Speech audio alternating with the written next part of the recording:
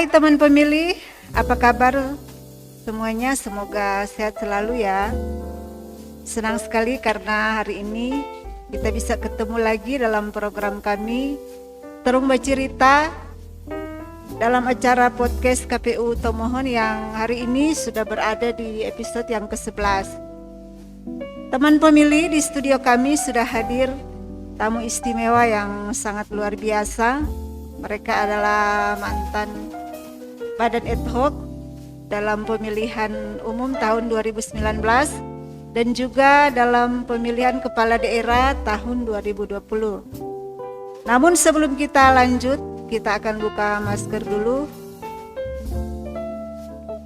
Teman pemilih, perlu diketahui kami yang hadir di studio saat ini sudah divaksin.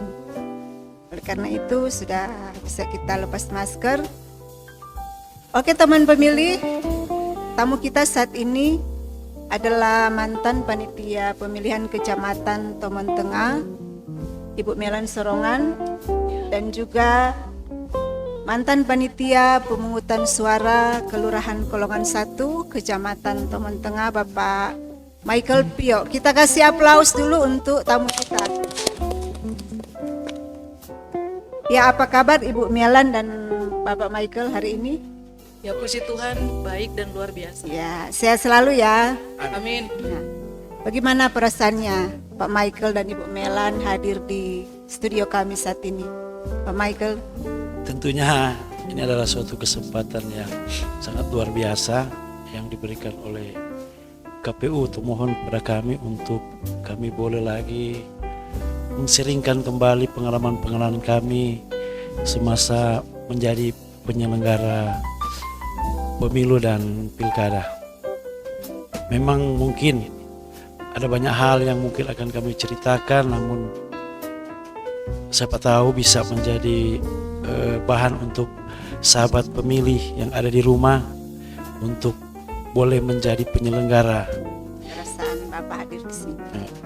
Memang tentunya sangat membanggakan bagi kami karena di mana pada sore hari ini kami boleh menceritakan kembali pengalaman-pengalaman kami semasa menjadi penyelenggara di dua pemilu yang sudah kita lewati ini.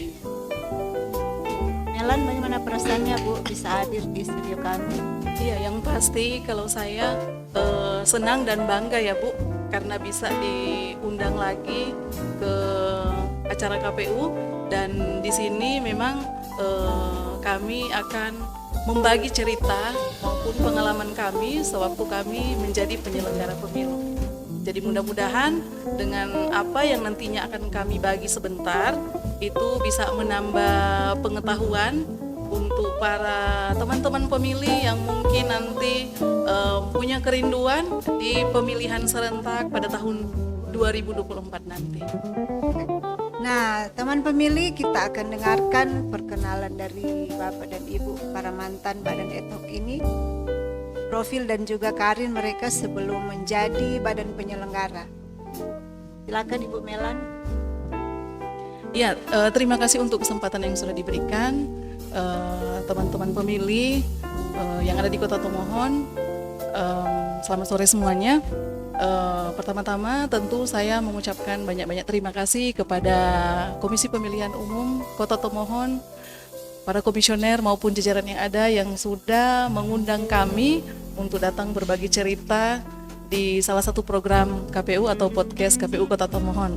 Dan perkenalkan teman-teman pemilih, nama saya Meilani Grace Sorongan. Saya beralamatkan di Kelurahan Talete 2 dan untuk status saya sudah menikah dan memiliki satu anak perempuan. Dan untuk pendidikan saya menyelesaikan pendidikan di Fakultas Keguruan Ilmu Pendidikan atau FKIP UKIT Tomohon, sehingga saya mendapat gelar sarjana pendidikan. Dan setelah saya menyelesaikan studi saya di FKIP UKIT, saya langsung bekerja sebagai guru di salah satu sekolah swasta yang ada di Kota Sukabumi. Jauh. Iya, lumayan jauh ya Bu.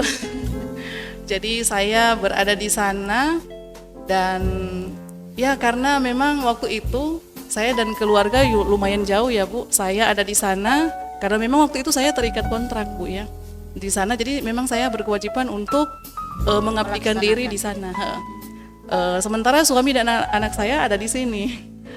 Nah, karena memang jarak yang begitu jauh dan lumayan berat juga ya kalau suami sendiri yang keluarga. iya menjaga anak kan lumayan repot ya Bu. Kalau misalnya dia sambil bekerja sambil jaga anak juga itu lumayan repot. Jadi suami saya menyarankan saya untuk pulang saja, balik lagi ke Tomohon. Ya enggak apa-apa katanya, enggak bekerja, yang penting bisa keluarga. sama-sama dengan keluarga. Jadi seperti itu Bu. Jadi mulai dari situ saya balik ke Tomohon dan sampai sekarang saya masih mengurus rumah tangga. Oke. Jadi seperti itu Bu. Oke. Kalau Pak Michael, profil dan juga karir sebelum jadi penyelenggara. Jadi terima kasih atas kesempatan yang diberikan pada saya, teman-teman yang ada di studio ini dan sahabat pemilih yang ada di rumah. Baiklah, pada kesempatan ini saya akan memperkenalkan diri. Nama saya Bapak Michael Stanley Pio, sudah menikah, memiliki 1 orang istri dan 2 orang anak dan 2 orang cucu.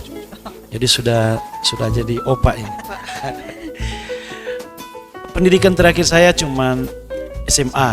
Saya lulus di SMA Katolik Caritas Tomohon dan pekerjaan saya sehari-hari saya adalah pelaku seni.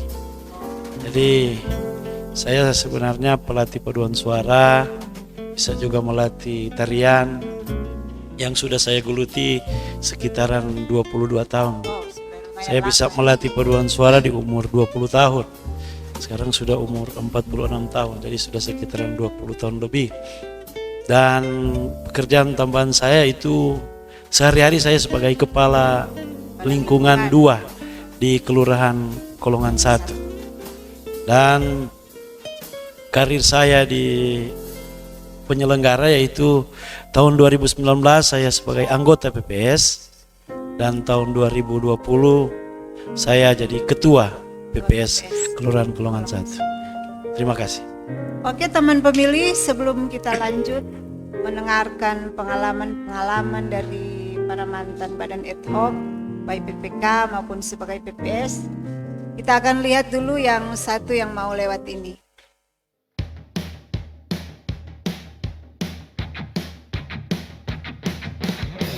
Tiba saatnya Indonesia untuk memilih. Bersama datang ke TPS, salurkan aspirasi. Langsung umum, bebas, rahasia, jujur dan adil. Demi Indonesia damai sejahtera. Kita memilih untuk Indonesia.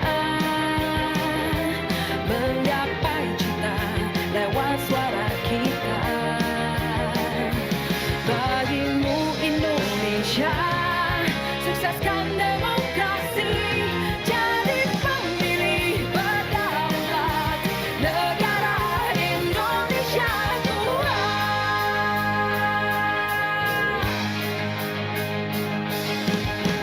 Tiba saatnya Indonesia untuk memilih. Bersama datang ke TPS, salurkan aspirasi. Langsung umum, bebas, rahasia, jujur dan adil. Demi Indonesia damai sejahtera. Kita memilih untuk Indonesia. Menggapai cita lewat suara kita. Bagimu Indonesia, sukseskan demokrasi. Jadi pemilih berdaulat, negara Indonesia Tuhan. Jadi pemilih berdaulat, negara Indonesia Tuhan.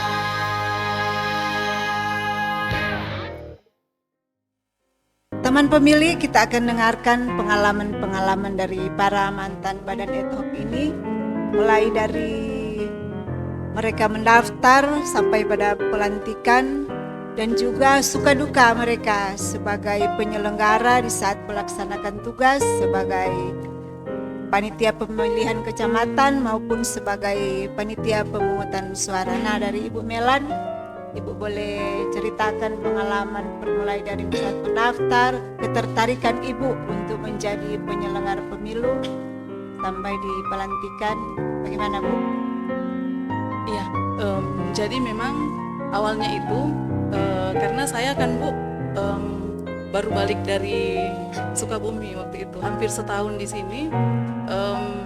Kemudian saya pikir mau cari kerja gitu.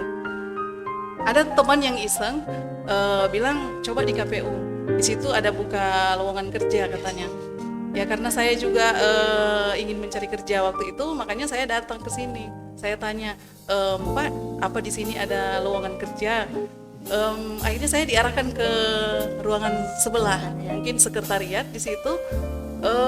Di situ saya nggak lupa ya, itu Ibu Paula di situ.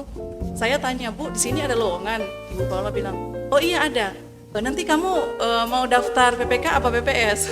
Nah waktu itu saya terus terang bingung begitu ya Bu, karena memang terus terang saya belum pernah menjadi penyelenggara pemilu, entahkah itu di tingkat TPS ya, KPPS ataupun tingkat kelurahan PPS dan lain sebagainya, itu belum pernah. Jadi saya pikir yang penting coba dulu kan cari kerja. Enggak ada salahnya. Kemudian saya bilang, oh terserah saja Bu, mana saja enggak jadi masalah begitu kan.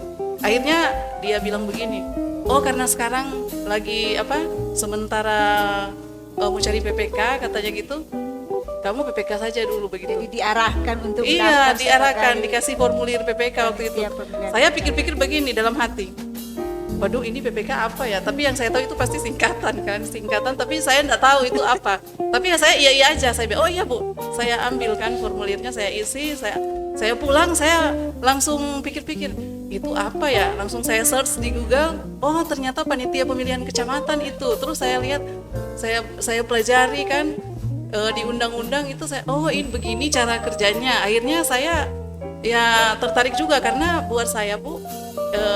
Mungkin ini kesempatan yang yang luar biasa karena saya belum pernah ada pengalaman sebelumnya. Kalau misalnya pengalaman jadi guru ataupun marketing, customer service itu saya sudah pernah. Jadi kalau untuk jadi penyelenggara pemilu kan belum pernah. Jadi saya tertarik juga kan. Coba akhirnya ya puji Tuhan Bu, saya waktu itu mengikuti semua proses.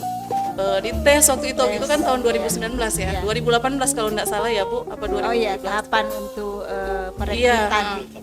Perekrutan itu sudah dimulai 2018. Pertengahan 2018. Iya, jadi waktu itu saya enggak ada teman, enggak ada siapa, pokoknya enggak ada yang kenal. Jadi saya coba saja, yang penting punya niat. Saya sih begitu ya Bu. Saya orangnya menyukai hal-hal yang baru, dan yang penting kita ada niat untuk belajar. Kalau ada niat pasti bisa, orang lain bisa pasti saya juga bisa. Akhirnya saya waktu itu diterima puji Tuhan dan pada akhirnya dilantik. Nah dari situlah Bu saya mulai dapat teman-teman baru. Padahal sebenarnya saya enggak punya teman di sini, belum tahu begitu kan. Akhirnya saya mulai tahu, oh ini yang untuk wilayah nanti dipercayakan kepada kita, misalnya Tomohon Tengah. Oh ini teman-teman saya waktu itu kan baru 3. Nanti setelah itu kan sudah berkembang kan. Jadi 5 orang. Ya dari situ Bu, saya setiap hari saya semangat sih Bu. Saya semangat belajar, saya baca itu tiap hari. Jadi tiap malam itu saya baca saja kerjaannya. Jadi supaya dan bisa tahu prosesnya seperti apa. Karena kan kadang-kadang kita yang namanya PPK, kita kan harus bisa mengarahkan teman-teman yang ada di kelurahan. Jadi kita tuh harus bisa punya pengetahuan juga. Kan jadi lebih banyak untuk membaca. Iya, memang harus banyak baca karena kalau teman-teman yang lain mungkin tidak perlu baca, orang juga punya pengalaman kan, jadi ya mungkin tidak merasa terlalu berat begitu untuk mengetahui segala proses yang ada. Nah makanya saya belajar tiap hari dan saya selalu konsultasi begitu ke para pimpinan komisioner, ke bidang-bidang yang lain, ke para kasubag. Itu saya selalu tanya karena saya orangnya suka bertanya sih. akhirnya paham, karena di situ kan bukan hanya kita harus bisa mengarahkan teman-teman yang ada di kelurahan, tapi kita juga harus bisa bisa menjawab semua yang menjadi pertanyaan dari entahkah itu dari peserta pemilih ataupun dari teman-teman Panwas waktu itu ya Bu.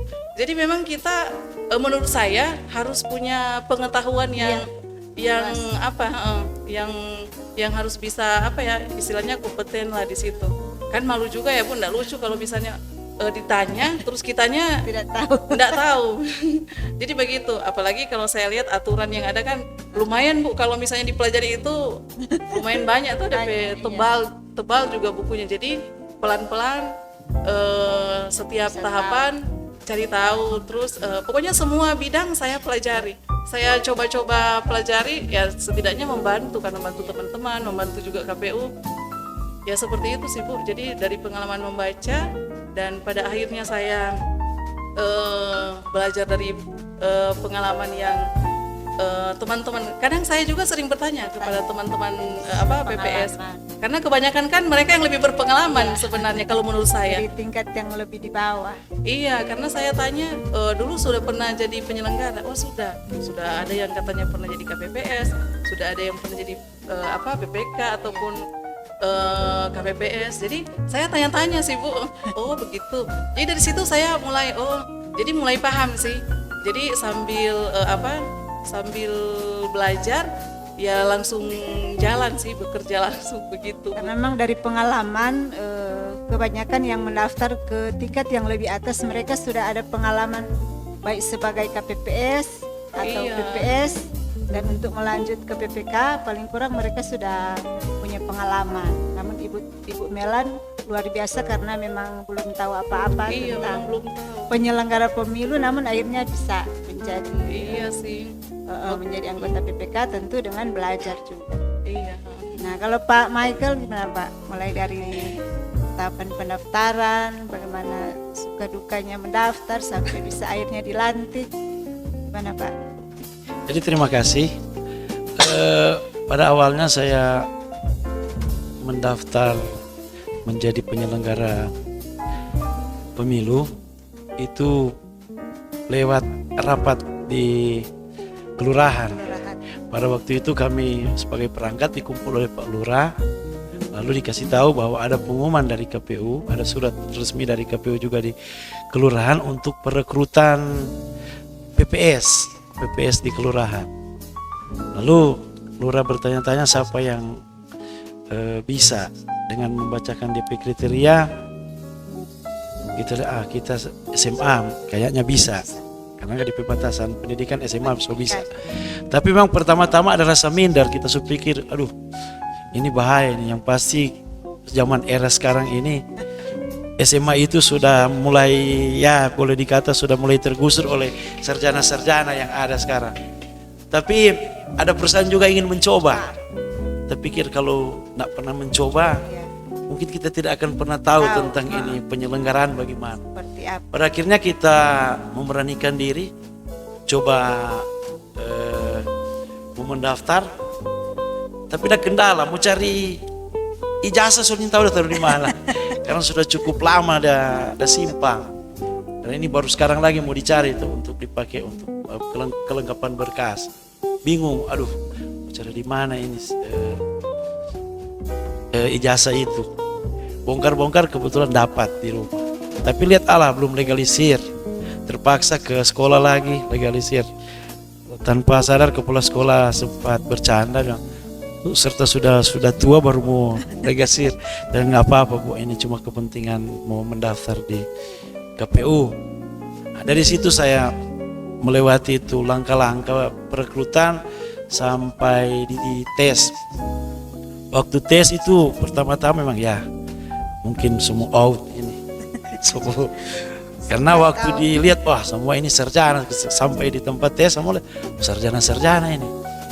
Tapi kita percaya bahwa pada kita kemampuan kita ikuti itu tes itu, dan puji syukur boleh diterima atau walaupun baru menjadi anggota PPS di Kelurahan Kolongan 1. Nanti di tahun 2020 memang sudah mulai ada persiapan sudah mulai baca-baca PKPU, hal-hal yang dan sudah ada pengalaman sedikit di tahun 2019, sehingga mulai melewati itu proses tes waktu itu perekrutan di tahun 2020 sudah lebih nyaman, sudah lebih enteng daripada yang tahun 2019. Karena di tahun 2019 juga perdana buat saya, Bu. Jadi memang masih penuh dengan keraguan-raguan. Jadi kira-kira itu pengalaman saya sampai jadi penyelenggara di kelurahan. Nah, Bapak Ibu, ketika sudah bekerja sebagai badan penyelenggara, ada pengalaman-pengalaman yang Bapak Ibu alami di saat melaksanakan tahapan pemilihan. Nah, di kesempatan ini bisa berbagi dengan teman pemilih pengalaman-pengalaman saat melaksanakan tahapan-tahapan pemilihan, hubungan kerja dengan sesama badan penyelenggara atau pekerjaan-pekerjaan yang dilaksanakan, pengalaman-pengalaman apa yang sempat dialami waktu itu, terutama yang menjadi sebagai suatu tantangan. Bu Melan. Iya, jadi memang ketika kita sudah jadi penyelenggara pemilu, di situ kan kita harus setiap tahapan kan sudah jalan, Nah, waktu itu tahapan yang pertama jalan pemutahiran data pemilih. Iya, memang waktu itu data pemilih ini menjadi satu tahapan yang lumayan memakan waktu, Bu. Karena seingat saya waktu tahun 2019, maksud saya 2019, pemilu untuk tahun 2019 itu data pemilih, Pak, ya, masih ingat kita sering sekali verifikasi ulang pemilih-pemilih yang mau cocok kandang dia KTP sesuai apa tidak dengan data pemilih. Dan bayangkan waktu itu, Bu, kita setiap kali melakukan proses verifikasi data pemilih atau pemutahiran data pemilih itu sampai beberapa kali, Bu. Karena waktu itu kita sebenarnya kalau saya tanya ke PPS waktu itu, mereka sudah menurut mereka sudah terverifikasi dengan baik begitu. Tapi iya, karena sampai sudah dikunjungi kan kepada pemilih. Iya, tapi pada akhirnya masih ada lagi apalagi yang dibilang data ganda atau misalnya yang berubah-berubah DP data pemilih. Jadi itu yang sampai beberapa kali, karena kebetulan kan waktu tahun 2019 saya di bagian data, PPK bagian data. Jadi saya tahu sekali waktu itu sampai beberapa kali, bahkan ada satu kelurahan yang karena mau verifikasi ulang DP, mau cocokkan ulang DP data dengan KTP, betul enggak ini orang ini dia yang bersangkutan yang ada data pemilih. Sampai berapa kali itu saya ingat sekali, Pak. Itu ingat sekali saya, Ibu Vivi, PPS Matani 2, kalau enggak salah lebih dari 5 kali orang yang sama datangi terus. Sampai orang itu bilang, ya sudah kamu aja yang pegang KTP-nya. Sampai seberapa kali, emang harus berapa kali begitu kan, di bolak-balik ditanya, dikunjungi sampai sefoto. Waktu itu juga kan saya sempat bilang melapor ke pimpinan bahwa ini sebenarnya orang ini memang pasti di sini, tapi kan enggak tahu kenapa datanya dia keluar kalau enggak salah di daerah di daerah yang lain begitu. Jadi kita pun jadi bingung, sudah sampai berapa kali ini terus yang keluar. Itu sih yang kemarin Bapak Ibu yang kita alami ya, Pak Michael. Terus yang paling sulit itu mencari keberadaan pemilih yang sudah tidak tahu keberadaannya di mana. Kenapa saya bilang sudah tidak tahu keberadaannya di mana? Karena terkadang kan, Bu, pemilih kalau misalnya mereka sudah pindah, mereka tidak lapor kan, makanya datanya terbawa-bawa terus. Begitu. Jadi kita pun ya berusaha mempertahankan kan hak pilih, takutnya ketika yang bersangkutan datang iya kan, terus dia sudah dihapus saat itu kan tidak boleh kan. Harus ada bukti yang mana dia makanya sudah pindah. Jadi saya juga sempat kasihan, Pak, ke PPS ya, ke Pak Michael dan teman-temannya itu karena memang harus dicari betul sampai ke, kalau bisa ditanya ke tetangga, ditanya ke sanak saudaranya yang bisa mengetahui keberadaannya di mana, supaya yang betul-betul waktu itu kita yang paling bekerja keras itu waktu itu memang pemutahiran data pemilih, Bu. Saya ingat sekali waktu tahun Karena memang 2019. datanya harus valid. Iya, karena ini kan Bu akan berhubungan dengan tingkat partisipasi masyarakat kan. Kalau misalnya kita memang waktu itu serba salah juga, karena kalau misalnya kita mau kasih hilang kan enggak mungkin.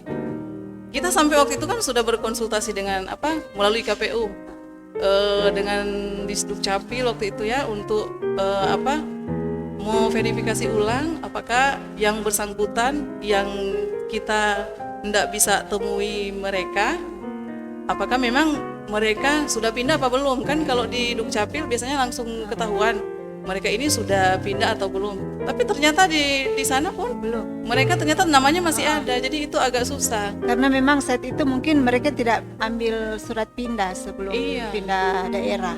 Iya, makanya waktu itu Bu kita memang banyak ya Pak kalau di kelurahan-kelurahan. Jadi kita ada beberapa kelurahan yang memang pemilihnya pada akhirnya Bu tidak datang sih, tidak datang ke TPS karena ya kita juga sudah tidak tahu kan waktu itu. Itu tahun 2019. Iya. Nah, kalau Pak Michael tentang pengalaman-pengalaman apa yang Pak Michael alami ketika pemilu tahun 2019? Mungkin ada tantangan-tantangan yang sangat berat dialami ataupun pengalaman yang didapat sewaktu menjadi anggota PPS. Jadi pengalaman saya di tahun 2019 dan catatan sejarah buat saya sebenarnya di tahun 2019 menjadi awal dari pekerjaan saya sebagai penyelenggara pemilu.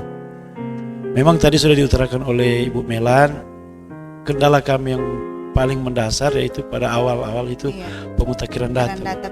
Kebetulan memang di kelurahan kami ada biara yang didiami oleh para suster, ada juga panti, sebuah panti tunarungu, dan ada lembaga pemasyarakatan, dan ada Pertamina, perumahan Pertamina. Nah, kendala kami sulit sebenarnya karena pada waktu data keluar dari KPU, nama-nama itu masih lengkap. Setelah kami kunjungi misalnya di biara, para suster itu sudah dipindahkan, tapi belum mengurus surat pindah. Jadi ketika namanya kita otomatis tetap masih terdaftar di situ. Juga misalnya di panti sudah dijemput oleh orang tua, tapi suster saya nggak tahu kalau mau dikembalikan atau tidak lagi. Jadi dilematis. Kalau di lembaga ada yang sudah keluar, sudah kembali ke tempatnya masing-masing, tapi sudah KTP Kelurahan Pelongan 1. Yang dari Pertamina banyak pemilih tambahan. Mereka yang bikin waktu itu saya dengan teman saya Marlinda itu memang sangat sulit untuk mengatasi pemilih-pemilih dari Pertamina karena rata-rata itu pemilih tambahan. Mereka cuma cari formulir tambahan. Dan yang menurut kami juga paling sulit waktu di tahun 2019 itu perekrutan KPPS. Karena kan pada waktu itu kalau tidak salah kita sudah dengar-dengar lewat media massa, televisi bahwa akan memakan waktu yang lama. Kalau tidak salah kita akan 5 kotak yang akan kita buka. Dengan peserta yang begitu banyak, dengan nama-nama waktu itu anggota calon legislatif juga itu tidak pakai foto kalau tidak salah. Jadi memang sangat sulit pada waktu itu. Sehingga banyak yang menolak ketika kami ajak untuk bergabung dalam KPPS. Banyak yang menolak. Aduh, lihat di televisi keratnya sampai 2 hari. Jadi ada ketakutan bagi mereka untuk menjadi anggota KPPS. Namun dengan keyakinan yang Tuhan kasih, Tuhan berikan pada mereka, pada akhirnya ada juga yang memang mau untuk jadi anggota KPPS. Dan juga pengalaman kami waktu itu, karena saya dan teman saya itu perdana menjadi anggota PPS, ada pendatang-pendatang yang karena luasan dari kelurahan kami cukup lumayan besar, dari rumah sakit sampai ke Pertamina, dan rumahnya yang di dalam-dalam itu yang model di kompleks perumahan-perumahan yang atau kapling-kapling yang baru di bagian Bariki itu kan rumahnya masih satu-satu. juga belum dikenal Iya. secara Ah. masyarakat, belum terlalu dikenal. Jadi sampai tengah malam bawa motor masuk keluar kebun mau cari Cari. itu Ah, ah. pemilih itu, dan akhirnya ya dapat juga. Jadi terasa itu yang paling Rasa berat. berat, itu pemutakhiran data dan perekrutan KPPS. itu yang di tahun 2019.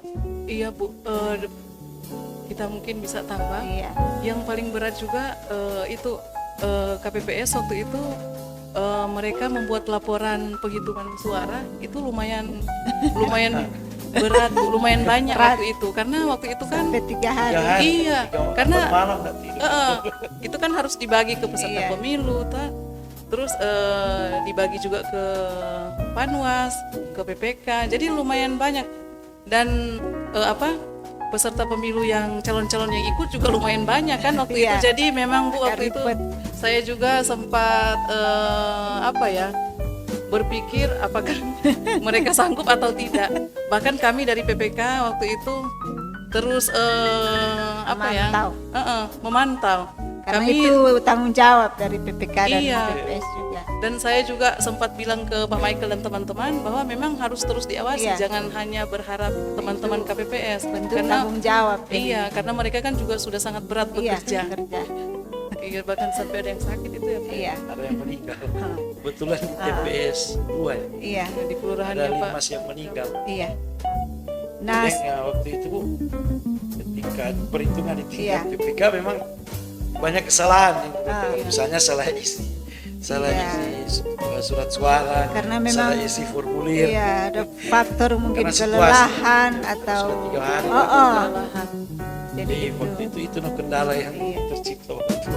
Memang banyak masalah. 2019. Nah, selain pengalaman waktu pemilihan umum tahun 2019, kita selanjutnya tahun 2020 terang menghadapi pemilihan kepala daerah, gubernur dan wali kota Kalitomon ya. Nah, waktu itu juga ada tantangan yang sangat berat yang orang alami, yaitu dengan adanya COVID-19. Nah, Betul. Bapak Ibu, tantangan saat itu seperti apa yang Bapak Ibu alami? Iya. Iya, memang waktu itu Bu, kalau menurut saya yang paling berat juga itu di saat kita menjalankan tugas, di Penuh saat keterbatasan. kita situasi yang merebaknya COVID-19 kan waktu itu yang memang baru-baru muncul waktu itu. Di situ Bu, kami sebagai PPK waktu itu memang agak-agak jadi pekerjaan yang lebih berat. Karena apa?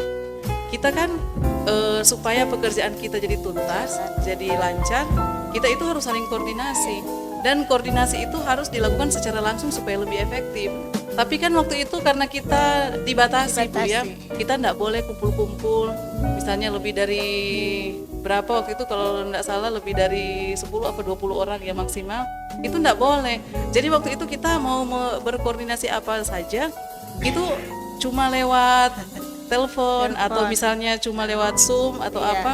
Rapat daring. Iya, jadi kita waktu itu agak kesulitan juga untuk tetap mengarahkan ini teman-teman PPS, karena di situ memang kadang-kadang ya namanya juga orang ya Bu, mereka juga kan punya kesibukan. Iya.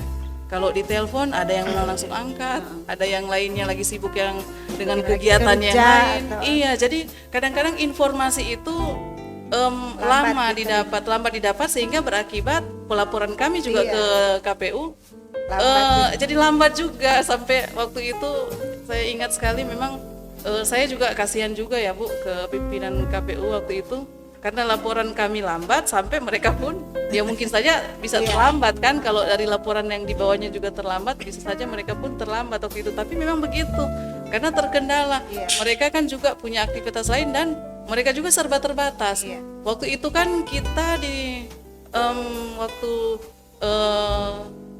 lagi COVID itu ada tahapan yang 1 kali jalan kan.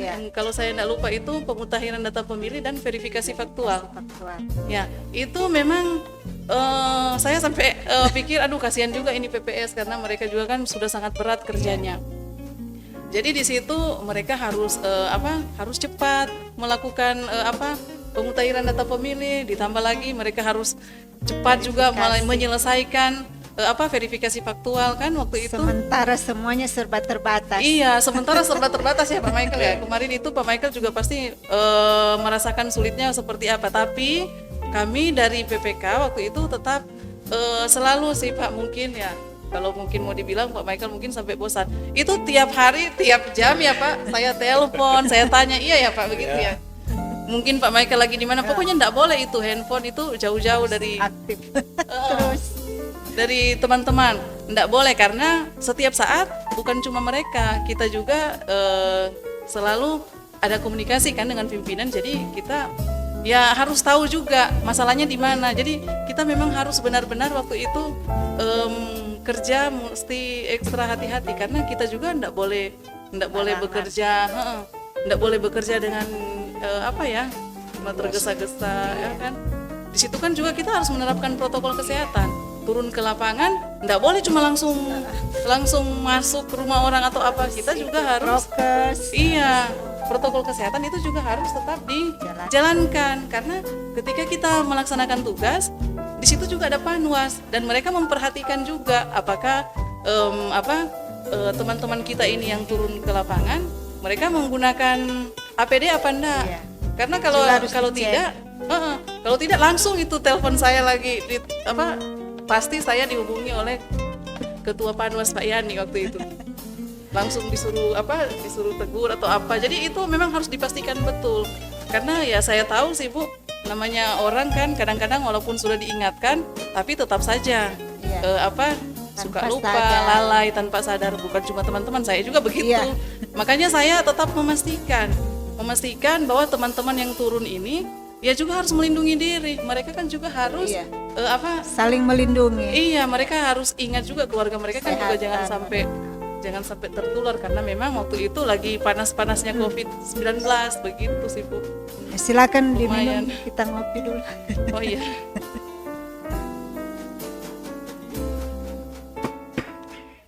Nah, Pak Michael, pengalaman yang Pak Michael alami di saat penyaluran logistik waktu adanya COVID. Ya, baiklah saya akan mencoba untuk berbagi tentang kembali pengalaman saat itu. waktu menjalankan tugas di era keterbatasan. Bicara terbatas sampai dengan bernapas semua terbatas. Memang waktu penyelenggaraan di tahun 2020 itu ada kesulitan-kesulitan yang memang sangat kami rasakan dan menurut kami sangat menghambat sebenarnya kelancaran dari pekerjaan. Tapi karena situasi dan kondisi pada waktu itu COVID-19, jadi memang harus seperti itu. Misalnya dalam perguruan Pantarli. Pada waktu perguruan Pantarli kan sudah batasan umur tidak boleh melebihi 50 tahun. Di tahun 2019 yang jadi Pantarli itu sebagian besar itu kepala lingkungan. Karena menurut kami itu merupakan ujung tombak, mereka lebih tahu masyarakat. Namun di tahun 2020 sudah terbatas, jadi bingung cari siapa ini. Karena rata-rata kepala lingkungan sudah di atas 50 tahun. Tidak bisa lagi sebagai anggota Pantarli. Kedua, rata-rata itu mau jadi anggota Pantarli tidak mau direpit pada waktu itu. Masalah paling berat itu Bu. Semua tidak mau direpit. Ketika pertama mereka sudah mengiyakan, oh ya saya siap. Tapi setelah menyambut tugas langsung disampaikan wajib rapid ya. Langsung kayak rupa ketakutan. Aduh nggak bisa kalau mau rapid. Takut ada positif. Jadi pada waktu itu memang susah mencari petugas Pantarli. Tapi puji syukur boleh dapat ada 5 yang jadi anggota Pantarli di kelurahan kami dan ada masalah-masalah juga ketika mereka turun ke lapangan. Misalnya ada keluarga yang tidak mau menerima mereka, sudah mengetuk-ngetuk pintu tidak bisa dibukakan, bahkan ada yang cuma lewat jendela. Jadi kita verifikasi lewat jendela. Jadi jendela dibuka, petugasnya di luar, cuma bertanya dari luar, apakah benar ini KTP-nya ini. KTP saya tidak bisa dipegang, cuma kasih lihat bagi sandar di kaca. Petugas lihat dari balik kaca. Ada juga yang pengalaman yang lewat pagar, memang tidak bisa masuk untuk ke rumah, takut untuk berhadapan langsung. Baru lagi yang paling juga sulit bagi kami pada waktu itu masalah klasik juga untuk Iya. petugas di TPS, karena dengan pengalaman 2019 banyak yang sudah tidak mau lagi untuk sebagai pengalaman. KPPS. menjadi petugas KPPS di tahun 2020 Iya. karena dia bilang, aduh nak mau tidur berapa hari ini. Dia bilang orang kasih keyakinan ini tidak lama karena Iya, cuma dua kota, dua gubernur dan wali kota dan wakil wali kota. Dengan segala cara akhirnya boleh mereka ingin suka jadi penyelenggara juga di tingkat TPS. Namun memang kendala lagi muncul ketika sudah direkrut, bilang rapid wajib, akhirnya banyak lagi yang mundur, cari lagi baru. Jadi memang DP proses memang ini kok cuma karena faktor ketakutan, kekhawatiran masyarakat yang sudah berlebihan, dan ya memang situasi dan kondisi pada waktu itu kan memang sulit untuk orang mau bujuk. Waktu dapat langsung saja sulit, dan yang memang masalah juga yang muncul itu banyak anggota KPPS yang rata-rata hampir nak mengerti Bu itu situasi di TPS, karena kan waktu itu rata-rata kita buat BIMTEK itu cuma lewat daring. Iya. Jadi banyak yang nak kurang mengerti, memahami. kurang memahami. Bu. Jadi karena pada waktu itu kurang dari anggota PPS waktu itu mendesak ke PPK dan KPU bagaimana cara agar supaya orang itu boleh ada pertemuan langsung. Iya. Karena kalau cuma lewat daring Iya. banyak nak mengerti. Bu. Jadi itu yang orang Kendala ya. kendala-kendala yang ada di Kelurahan-Kolongan 1. Saya rasa itu yang mendasar terjadi. Rata-rata begitu sih Bu. Iya. Dan memang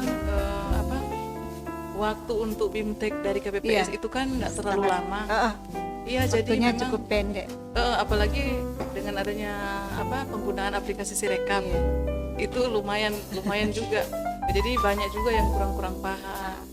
Terus banyak juga yang untuk laporan-laporan penghitungan suara masih ada yang keliru apa. Itu lumayan sih Bu, lumayan susah kita coba arahkan ke PPS, nanti PPS arahkan ke KPPS.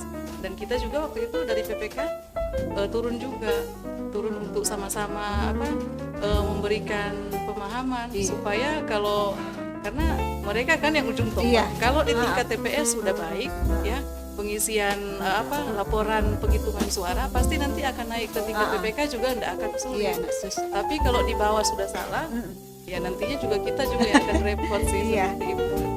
Nah, Bapak Ibu, seperti yang sudah di-launching oleh KPU RI, yang mana pemilihan serentak akan dilaksanakan pada tanggal 14 Februari tahun 2024. Nah, harapan-harapan dari Bapak Ibu dalam pandangan sebagai PPK ataupun sebagai PPS, harapannya untuk pemilihan tahun 2024 itu seperti apa?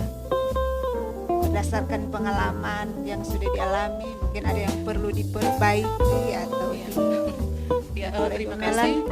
Iya, terima kasih untuk kesempatan. Yang pasti harapannya untuk pemilihan serentak tanggal 14 Februari 2024, harapannya semoga sukses ya Bu. Dan yang terutama partisipasi dari teman-teman pemilih semua.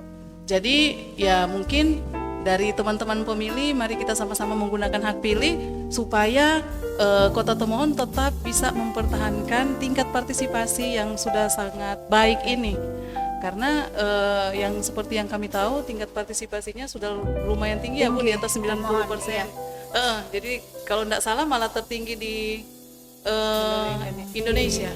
Iya, salah satu kota yang tingkat partisipasinya cukup tinggi. Jadi kami berharap mudah-mudahan keberhasilan yang sudah diraih itu bisa juga diraih di tahun 2024. Dan tentunya itu bukan hanya dari penyelenggara pemilu saja, tapi dari teman-teman pemilih juga yang harus sama-sama mendukung program-program yang ada untuk negara kita ke arah yang lebih baik lagi. Dan mungkin kalau kami sebagai pengalaman kami sebagai panitia pemilihan kecamatan atau penyelenggara pemilu, teman-teman pemilih sebenarnya tidak perlu khawatir, tidak perlu takut kalau misalnya nanti ke depan ketika nanti ada perekrutan penyelenggara pemilu, baik itu di tingkat kelurahan, tingkat kecamatan, itu tidak perlu khawatir. Mungkin teman-teman pemilih sudah mendengar apa yang kami bagikan, tapi sebenarnya kami tetap enjoy kok dengan dengan proses yang ada. Jadi kami pun tidak merasa terbebani. Saya lihat juga teman-teman saya yang lain juga tidak merasa terbebani dengan proses ini, karena buat kami ini merupakan satu kebanggaan. Kita bisa berkontribusi untuk bangsa dan negara. Dan yang pasti Ibu, saya selalu berpikir bahwa ketika kita ada dalam satu proses di mana kita dipercayakan memegang tanggung jawab, itu bukan hanya karena kita dipercayakan oleh KPU, oleh negara, tapi kita juga ini dipercayakan Tuhan untuk bisa kita menjadi penyelenggara yang harus bisa berintegritas dan bisa bisa menunjang kesuksesan dari pemilihan dari tingkat pusat sampai ke tingkat daerah. Jadi seperti itu. Jadi teman-teman pemilih tidak perlu khawatir untuk coba masuk sebagai penyelenggara pemilu di tahun 2024 nanti. Dan jangan lupa teman-teman pemilih, kalau misalnya sudah memenuhi syarat untuk menggunakan hak pilih, maka teman-teman gunakanlah hak pilihmu di tanggal 14 Februari tahun 2024 nanti.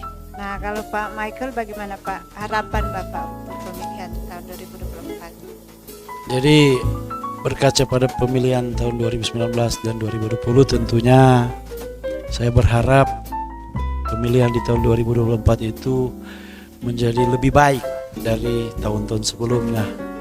Jadi misalnya kita ada hal-hal yang menurut kita masih kurang di tahun-tahun sebelumnya, kita coba perbaiki di tahun 2024. Misalnya di bulan April kalau nggak salah masih 5 kotak ya. Masih 5 kotak ya.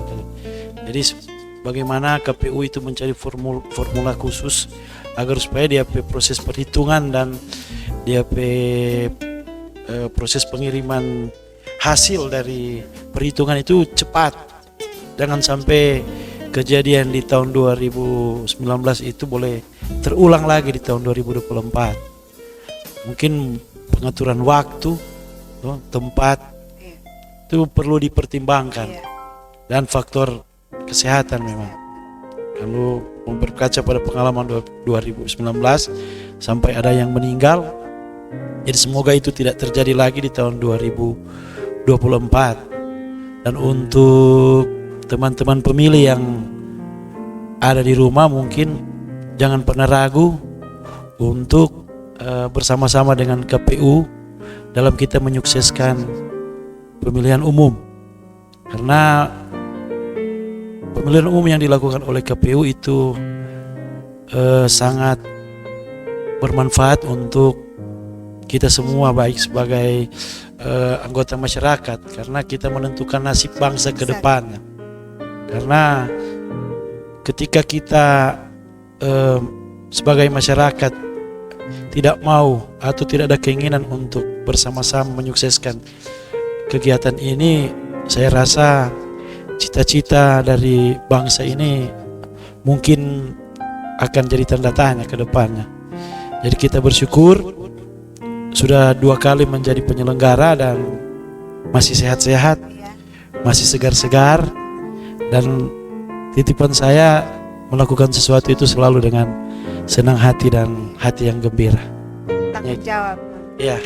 Nah, teman pemilih, itu harapan dari Bapak Ibu sebagai mantan badan penyelenggara yang merupakan juga sebagai closing statement mereka. Nah, teman pemilih, seru sekali hari ini karena kita bisa mendengarkan pengalaman-pengalaman dari tamu kita sebagai mantan PPK dan PPS, suka duka mereka ketika bekerja menjalani tahapan pemilihan umum. terutama ketika menghadapi adanya COVID-19.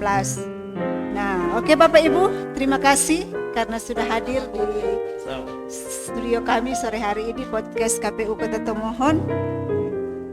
Dan teman pemilih, terima kasih juga sudah berpartisipasi bersama dengan kami. Dan jangan lupa di podcast kami yang berikutnya dengan materi yang lebih menarik lagi mungkin.